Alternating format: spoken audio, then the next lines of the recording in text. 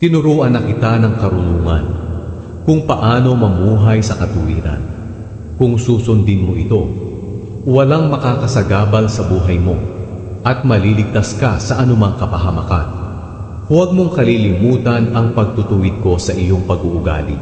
Ingatan mo ito sa puso mo, sapagkat mabubuhay ka sa pamamagitan nito. Huwag mong gagayahin ang ginagawa ng mga taong masama. Iwasan mo ito at patuloy kang mamuhay ng matuwid.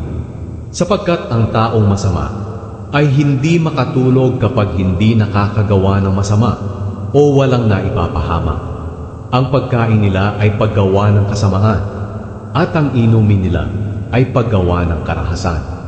Ang pamumuhay ng taong matuwid ay parang sikat ng araw na lalong nagliliwanag habang tumatagal. Pero ang pamumuhay ng taong masama ay parang kadiliman. Hindi niya alam kung ano ang dahilan ng kanyang pagbagsak. Anak, pakinggan mong mabuti ang itinuturo ko sa iyo. Huwag mo itong kalilimutan, kundi ingatan sa puso mo, sapagkat magbibigay ito ng malusog na katawan at mahabang buhay sa sino mang makakasumpong nito.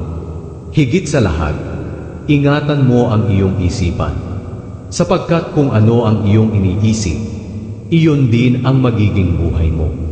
Huwag kang magsalita ng kasinungalingan at walang kabuluhan. Ituon mo ang iyong paningin sa mga bagay na mabuti. Pag-isipan mong mabuti ang iyong mga gagawin upang magtagumpay ka. Mamuhay ka sa katuwiran at layuan mo ang kasamaan.